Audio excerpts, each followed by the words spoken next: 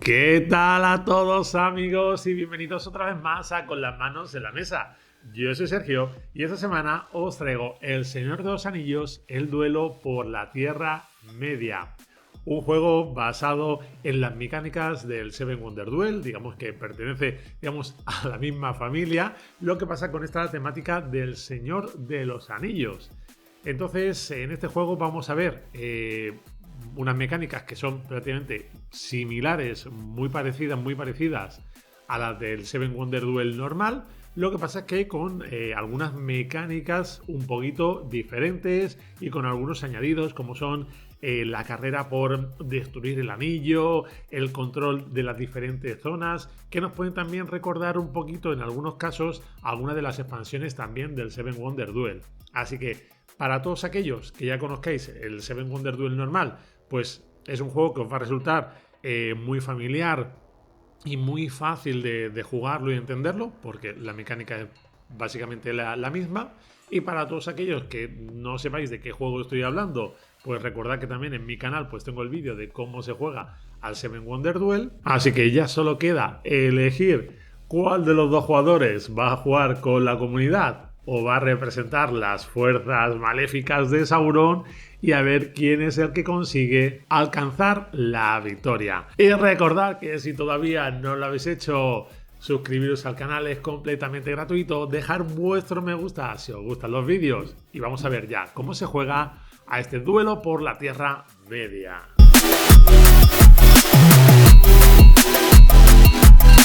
Vamos a comenzar con el despliegue de la partida. Primero de todo, los jugadores van a elegir qué bando quieren representar. Tenemos el bando de Sauron y el bando de la comunidad, cada uno con su color respectivo. Ambos jugadores van a tomar los elementos correspondientes a su color, que van a ser 7 torretas y 15 unidades de soldados. 2 de ellas, de cada bando, pues se van a colocar ya directamente en el mapa. La comunidad lo hará en Arnor y Sauron lo hará en Mordor. Luego al jugador que represente a Sauron se le va a entregar 2 monedas y a la comunidad 3. El resto de monedas las dejaremos aparte al lado del tablero a mano de ambos jugadores. Luego en el tablero central, en cada una de estas muescas, vamos a colocar las fichas de alianza. Como veis, tenemos 4 con el marco en colorcito de madera y 2 con el colorcito como de hierro. Pues simplemente las colocamos en sus huecos correspondientes. Ordenada por los diferentes tipos de iconos que tiene cada una. Tendremos siempre 3 fichas de cada facción de la alianza. Además, montaremos también el marcador de la misión del anillo. Como veis, esto está compuesto por 2 fichas. Las ponemos así en puzzle y luego le colocamos esta ficha, este metraquilato, de acuerdo con Frodo y Sam aquí con el circulito del anillo en la primera posición, y luego colocaremos la ficha de Nazgûl también en su primera posición de este metraquilato. De acuerdo, esto se irá luego pues moviendo a lo largo de la partida, como podéis ver. Tomaremos las fichas de lugares clave, que vamos a tener 7 para toda la partida, y vamos a revelar 3. Estas se irán reponiendo siempre que cambiemos de fase del juego. Luego lo iremos viendo. Y por último tomaremos las cartas de los diferentes capítulos. Tenemos el capítulo 1, el 2 y el 3. Como podéis ver aquí los reversos. Cogeremos, en este caso, todas las del capítulo 1, las barajaremos y las dispondremos en esta disposición que veis aquí. De todas maneras, si tenéis dudas de cómo se colocan, en las propias reglas pues tenemos cómo se colocan en cada una de las fases, en cada uno de los capítulos. Inclusive también lo tenemos aquí en el reverso de la caja, como podéis ver por aquí. El resto de mazos de capítulos pues los dejaremos simplemente a un lado del tablero, y lo que sí que os daréis cuenta es que cuando coloquéis las cartas del capítulo, pues nos sobrarán siempre algunas cartas, para que así pues haya más en las partidas y no salgan siempre exactamente las mismas. Una vez que lo tenemos todo dispuesto, podríamos comenzar la partida. La partida se va a desarrollar en 3 capítulos, y al finalizar esos 3 capítulos, que son cada uno de los mazos de cartas que tenemos, pues finalizaría la partida. Aunque ojo, puede darse un final de partida antes de que eso ocurra. Esto puede deberse a que bien pues se complete la misión del anillo, donde por ejemplo Frodo y Sam pues lleguen al monte de destino y tiren el anillo, o bien porque el Nazgûl haya cogido a Frodo y a Sam. Por lo tanto, aquí sería Sauron el ganador. Otra opción puede ser que uno de los dos jugadores tenga presencia en todas las casillas del mapa, o sea, que domine la Tierra Media. Y la última opción sería que hayamos conseguido una alianza con al menos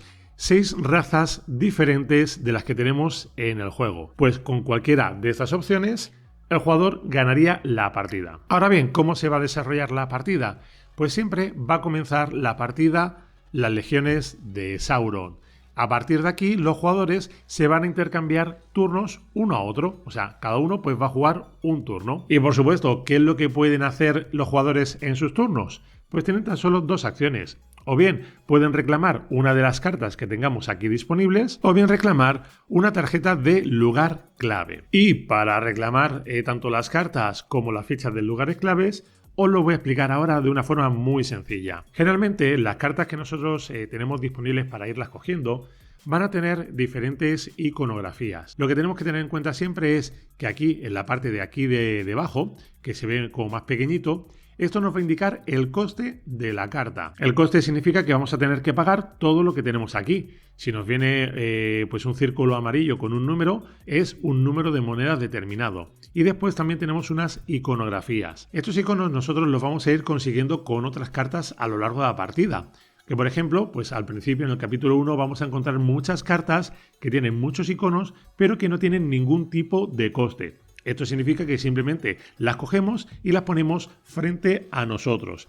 Y a partir de ahora, para todos los turnos, vamos a tener siempre pues, el recurso indicado por esta carta. En este caso, las cartas de recurso van a ser las que tienen este fondo de color gris. Y a medida que las vayamos cogiendo, se nos van a ir acumulando y por lo tanto vamos a ir acumulando diferentes tipos de recursos, de iconografías. Incluso podemos ir teniendo más de uno del mismo tipo. ¿De acuerdo? Así que eso es muy importante. Seguramente que a los que hayáis jugado al Seven Wonder Duel, pues ya os sonará todo esto y no hará falta mucha explicación. Así pues, como veis, pues lo que tenemos aquí arriba es el beneficio que nos produce la carta, que a veces pueden ser iconografías o a veces pueden ser algún tipo de habilidades. Ahora bien, hay a veces pues que a lo mejor no disponemos de todos los iconos que nos pida la carta para poder pagarla y poderla adquirir. Por ejemplo, yo aquí si tengo estas tres cartas de aquí, veo que sí que tengo la corona, puedo pagar las monedas, pero que no tengo el libro verde. Entonces, ¿puedo conseguir esta carta? Sí, podría conseguirla, pero tendría que pagar un sobrecoste. Como no dispongo del icono requerido, tendré que pagar una moneda por cada icono que me falte. Así que, aunque no tengamos esa iconografía, sabemos que si tenemos monedas, podemos suplir la carencia, o sea, la falta de este tipo de iconos. Lo mismo ocurre a la hora de conseguir las tarjetas del lugar clave. ¿De acuerdo? Aquí vamos a ver toda la iconografía que es necesaria para poder adquirir esta localización y llevarnos el beneficio que nos viene aquí debajo. Lo que pasa es que aquí también pues tendremos que tener un detalle muy en cuenta. Y que es este primer icono que vemos aquí, que es un círculo amarillo, como si fuese el de las monedas, pero con la forma, con la sombra de una torre, que son las torres que tenemos cada uno de los jugadores. Esto nos quiere decir que vamos a tener que pagar un número de monedas igual al número de torres que nosotros tengamos en el mapa, ¿de acuerdo? Así que si por ejemplo yo tengo una torre, pues para poder conseguir esta tarjeta, aparte de esta iconografía, deberé de pagar una moneda. Si tengo dos torres, dos monedas y así sucesivamente. Esto quiere decir que cuando al principio de la partida normalmente no tendremos ninguna torre seguramente, pues este coste sería 0. Así que también es interesante poder construir este tipo de localizaciones antes de disponer ningún tipo de torre, porque así nos vamos a ahorrar algo de dinerito. Ahora bien, también podemos encontrarnos otra manera de poder adquirir cartas y es mediante las construcciones en cadena. Como podéis ver, algunas cartas nos van a mostrar algunos iconos aquí en la parte superior, en la esquina superior de la carta. Esta iconografía nos va a servir para posteriores cartas que nos van a ir saliendo en los diferentes capítulos. Normalmente las cartas que tienen estos símbolos nos van a salir en los primeros capítulos, en el capítulo 1, en el capítulo 2 y después en el capítulo 2 o capítulo 3 nos van a aparecer cartas que digamos son de la misma rama. Por ejemplo, yo tengo aquí estas dos, que esta tiene pues aquí una iconografía que es como una bellotita y después tengo esta otra carta que es de la fase 3 del capítulo 3 que tiene esta misma bellota pero aquí al lado del coste que tenemos que pagar. Esto nos indica que si nosotros tenemos esta carta construida delante nuestro, esta carta la podremos coger sin pagar el coste de estos recursos, de esta iconografía. ¿Por qué? Porque es un efecto de cadena. Al ser, digamos, de la misma familia, de la misma rama, pues la cogemos de forma completamente gratuita, sin necesidad de pagar los recursos que nos indiquen, independientemente que los dispongamos o no, simplemente por tener el icono. Así que, ya sabéis, entre poder pagar con monedas y también poder adquirir las cartas con las diferentes iconografías, vamos a tener alternativas en caso de que no consigamos reunir a lo mejor todos los tipos de iconografías diferentes que tenemos en el juego. Pues como ya habéis visto, la manera de adquirir tanto cartas como estas losetas de localización es muy sencillo, es muy fácil lo que es la mecánica del juego. Como os decía, pues cada jugador irá realizando una de estas dos acciones en su turno, o conseguir estas cartas o conseguir estas fichas de localización. Aplican sus efectos y va el siguiente jugador. Y así iremos cogiendo carta tras carta hasta que se acaben todas. Ahora bien, ¿qué cartas tenemos siempre disponibles? Pues tenemos disponibles siempre las cartas que no estén pisadas por otras cartas. Por ejemplo, si yo tengo esta disposición, esto lo tendríamos que revelar porque es una carta que ya ha quedado descubierta. Y tengo todas estas cartas, estas 4 que tengo aquí, disponibles para poder coger. Pues nada, simplemente,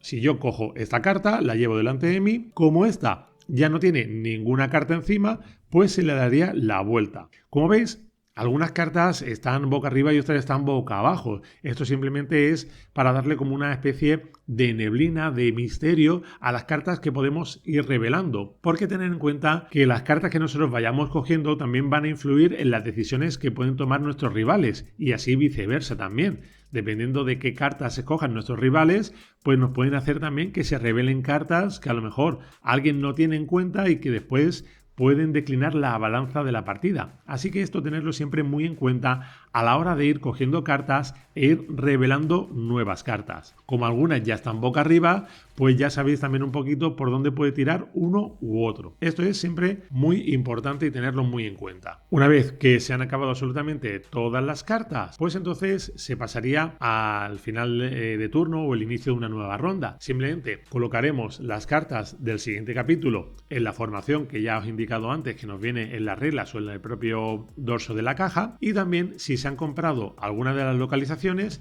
pues volveremos a renovar hasta tener de nuevo 3 localizaciones nuevas. Tener muy en cuenta que cuando se adquieren estas localizaciones no se repone, sino que se va a reponer siempre al final del capítulo. Y así lo haremos ronda tras ronda. Una vez que hayamos llegado al final del capítulo 3, si no se ha dado el final de partida antes, pues entonces el jugador que tenga más presencia en las provincias que tenemos en el mapa, pues sería el ganador. Y cuando decimos tener presencia, ¿a qué nos referimos? Pues que tengan simplemente alguna ficha, ya sea torre o unidad de soldados, en alguna de estas localizaciones. Por ejemplo, si se diese este caso, pues el jugador que lleva el ejército de Sauron sería el ganador, porque tiene 3 localizaciones ocupadas, o sea, donde tiene presencia, y la comunidad tan solo tendría presencia en 2 de ellas. Por lo tanto, aquí sería el bando de Sauron el ganador. Ahora bien, las otras formas de terminar la partida, ¿cómo pueden ser? Pues como os decía al principio, pues en caso de que o bien la comunidad, o sea, Frodo y Sam, hayan conseguido llegar hasta el monte de destino, ahora veremos cómo se puede ir llegando o cómo se puede ir avanzando en este track, o bien si los Nazgûl han conseguido también atrapar a Frodo y a Sam, pues también acabaría la partida. En cada caso, pues ganaría un jugador diferente. La otra opción es que algún jugador pues haya conseguido tener presencia en todas las localizaciones. ¿De acuerdo? Imaginemos que esto lo tenemos así. ¿De acuerdo? No os preocupéis por esto, aunque haya una torre de un jugador, podemos tener tropas de otro jugador en la misma localización. En este caso, ambos jugadores tendrían presencia. Así que si, por ejemplo, lo tenemos de esta manera, ponemos, es simplemente un ejemplo, pues aquí la comunidad sería el ganador. ¿Por qué? Porque tiene presencia en todas las provincias y por lo tanto ganaría de forma automática. Y lo mismo ocurriría si llegásemos a tener frente nuestra, o sea, en nuestro display, en nuestra zona de juego, los 6 iconos diferentes de las razas. Si conseguimos tener cada una de las cartas de cada una de las razas, pues también ganaríamos de forma automática. Muy bien, pues una vez que ya sabemos cuál es el desarrollo de la partida, cómo se juega, las maneras de ganar, vamos a ver un poquito más en detalle cómo funcionan cada uno de los tipos de cartas que tenemos en el juego. Ya os he explicado antes un poquito pues las cartas de recursos, que son las que tienen este fondo de color gris, y aquí arriba donde vamos a tener el beneficio que nos va a ofrecer. Hay algunas cartas que solo tienen un símbolo, otras que pueden tener varios símbolos y otras que podemos tener los símbolos separados por estas barritas. Esto significa que durante nuestro turno esta carta solo nos va a ofrecer uno de los símbolos aquí indicados, o sea, podremos utilizar el que queramos. Simplemente si yo, por ejemplo, ejemplo, quiero adquirir, pues por ejemplo, esta loseta y yo tengo pues esta carta que me ofrece una carita de esta sombreada y tengo otro símbolo más, pues yo lo que tengo en este turno son 2 caritas disponibles. Y si aquí me requiere 3, pues tendré que pagar, por ejemplo, una moneda para conseguir el tercero. Lo mismo con el resto de recursos que me puedan pedir, tanto cartas como estas losetas de localizaciones. El otro tipo de carta que tenemos, pues son las cartas azules, que son las cartas del anillo. Tenemos aquí a Gollum, ¿de acuerdo? Y tenemos aquí un número de anillos, que puede ser 1, 2, 3. A medida que va avanzando la partida, pues nos van saliendo cartas con un mayor número de anillos. Entonces, esto lo que nos va a permitir a cualquiera de los jugadores sería ir avanzando en la carrera, en la misión del anillo. Por cada anillo que nosotros tengamos, que vayamos acumulando, pues simplemente iremos avanzando uno. Si somos la comunidad, lo que haremos será avanzar el metraclato. Si somos Sauron, pues nada, simplemente iremos moviendo la ficha de Nazgûl por cada uno de los circulitos. O sea, la distancia es la misma para ambos, ¿de acuerdo? Así que aquí no es que uno tenga ventaja sobre el otro. O sea, los espacios a mover son exactamente los mismos. Y cada vez que vamos avanzando y vamos cubriendo un espacio, si ese espacio tiene algún elemento dentro, va a ser un beneficio que nos vamos a llevar, ¿de acuerdo? O sea, tenemos varios que están vacíos, que no tienen nada, pero después tenemos uno que nos va a dar una moneda, otro que nos va a permitir colocar soldados, otro que nos va a dar un turno extra y otro que nos va a permitir romperle una torre al enemigo. Que eso ahora lo iremos viendo. Entonces ambos jugadores, como veis, pues tienen los mismos beneficios en la carrera por el anillo. Otra carta que nos va a venir muy bien son las cartas amarillas, que nos van a dar directamente dinero. En el juego, pues a veces puede ser un poquito complicado o nos va a hacer falta algo de dinero. Pues estas cartas nos van a ofrecer esa posibilidad de conseguir dinero. Ahora bien, ¿qué ocurre si no tenemos estas cartas disponibles? Pues que también tenemos otra manera de conseguir dinero que no os he explicado anteriormente. Y es eliminando cartas de las que tenemos aquí disponibles. Como os comentaba, nosotros en nuestro turno lo que hacemos es adquirir una de las cartas que tengamos aquí encima. Pero ¿qué ocurre si a lo mejor no tenemos los iconos que nos requiere o no tenemos dinero para poder pagar los iconos que nos falten? ¿Nos quedaríamos sin jugar el turno? No. Siempre tenemos la posibilidad, dispongamos o no dispongamos de los recursos, de poder eliminar una carta. Por ejemplo, si yo pienso que esta carta puede ser muy provechosa para mi rival, pero para mí no es interesante, pues nada, simplemente la cojo porque puedo, porque en este caso pues no me requiere ningún coste, y la elimino, o sea, la envío al descarte. Y voy a conseguir monedas en función del capítulo en la que me encuentre. Si me encuentro en el capítulo 1, pues al eliminar esta carta conseguiré una moneda. Si es el capítulo 2, 2 monedas. Si es el capítulo 3, 3 monedas. Así que esta es otra alternativa para poder conseguir monedas adicionales cuando nos hagan falta. Vamos ahora con las cartas rojas. Estas lo que nos van a permitir son desplegar los soldados que nosotros disponemos. Esto vale para ambos jugadores. Aquí vamos a tener el icono, o sea, la forma de un soldado y el número de soldados que vamos a poder colocar nos viene indicado dentro. Por ejemplo, en las del primer capítulo, pues generalmente solo nos va a permitir colocar una unidad de soldado. Y lo vamos a poder colocar en una de las 2 localizaciones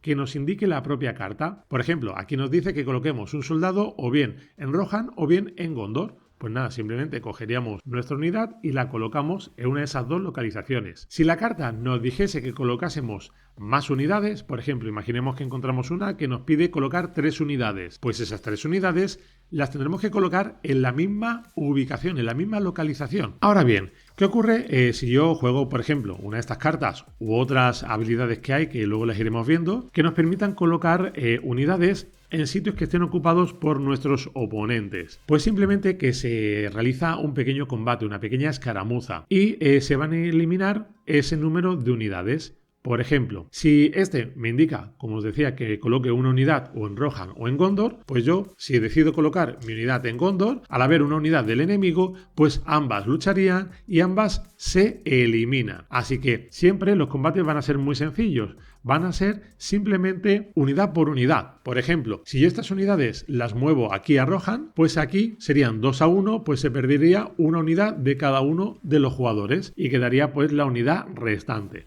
Así que las batallas, como veis, son muy sencillas. Y estas batallas se pueden dar porque hayamos jugado una de estas cartas rojas que nos permitan colocar unidades en esas localizaciones, o bien porque hayamos jugado una de estas cartas moradas, que son cartas especiales que las vamos a encontrar solo en el capítulo 3 de la partida, en el capítulo 3 del juego. Estas cartas nos van a dar beneficios especiales. Cada una de ellas pues tiene unos beneficios diferentes. Esta en concreto lo que nos permite, por ejemplo, es mover unidades. Cuando encontremos este icono de una flecha, nos indica que podemos mover tantas unidades como nos indiquen las flechas, un espacio o una unidad, varios espacios, o por ejemplo, imaginemos que yo tengo estas dos unidades, pues yo puedo repartir el movimiento como quiera. Puedo mover una unidad a una localización adyacente y esta otra pues moverla en dos pasos, pues 1 y 2. Porque en total tengo 3 movimientos. Pues esta es una manera también de mover y de crear batallas. Este se vendría aquí, se realizaría la batalla y pasaría pues lo mismo que antes, que se eliminan una y una.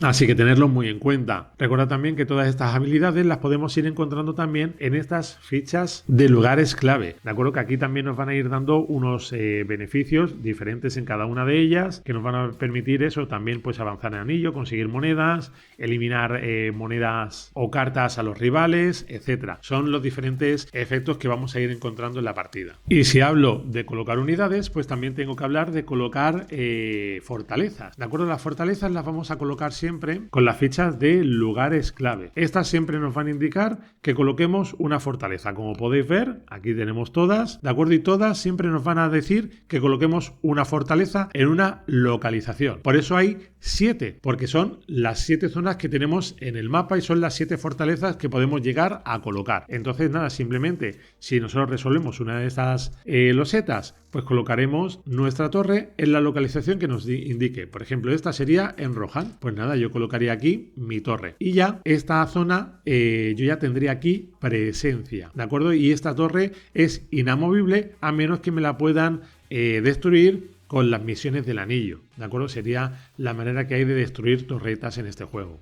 Y estas sí que nos van a contar para la presencia, pero no para evitar que haya unidades de nuestro enemigo. O sea, puede haber una torre en una localización de un jugador y una unidad, o sea, un soldado de otro jugador en la misma localización. En este caso, ambos jugadores tienen presencia en esa zona, en esa localización. Así que sería sencillo. Y ya por último vamos a ver las cartas de alianza, que son las cartas de color verde. Cada una de estas cartas nos va a tener aquí pues una iconografía, un icono diferente que representa a cada una de las razas que tenemos disponibles en el juego, cada una de las 6 razas. Entonces generalmente estas cartas por sí solas no hacen nada. Si solo tenemos una, pues no nos va a dar más que este icono y ya está, que no sirve en principio para nada. Ahora bien, si yo acumulo varias cartas de alianza, pues entonces ya aquí sí que empieza a haber una pequeña sinergia. Ya sabéis que a la que tenemos 6 iconos diferentes ganamos automáticamente la partida, pero antes también nos vamos a llevar unos beneficios. Por ejemplo, imaginemos que yo he conseguido pues tener una segunda carta con el mismo icono. Pues en este caso me voy a llevar un beneficio, que va a ser escoger 2 fichas de las que tenemos de este símbolo, de esta raza. Simplemente las revelo para mí sin que el otro jugador lo vea y me quedo con una de las 2 opciones. Aquí no os voy a explicar lo que hace cada uno de los iconos porque hay muchas fichas y esto lo podéis ver rápidamente y muy bien resumido en las propias reglas del juego. Pero nada, simplemente tomaría una de las 2 fichas que haya revelado para mí y la otra la devolvería nuevamente encima, ¿de acuerdo? Así que esto es muy importante, ya que a lo mejor también nosotros podríamos más adelante en la partida volver a bichear estas fichas que tenemos aquí y a lo mejor poder tomarla más adelante, o también nuestro rival. Este beneficio, pues nada, nos lo ponemos también frente a nosotros y lo vamos a tener durante toda la partida, a menos que sea un efecto de un único uso. Y lo mismo ocurriría si llegamos a tener 3 símbolos diferentes. Imaginemos que tenemos estos 3 símbolos diferentes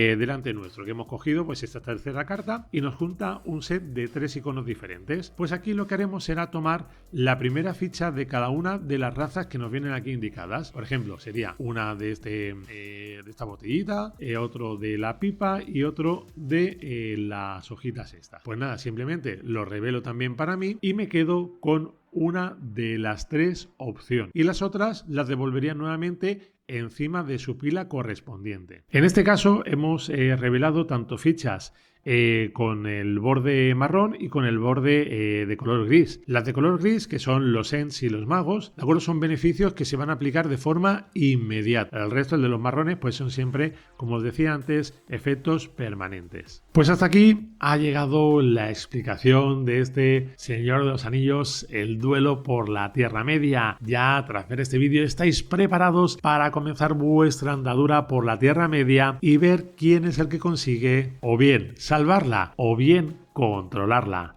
Ya vosotros decidís. Muchas gracias como siempre y nos vemos en el próximo vídeo. Adiós.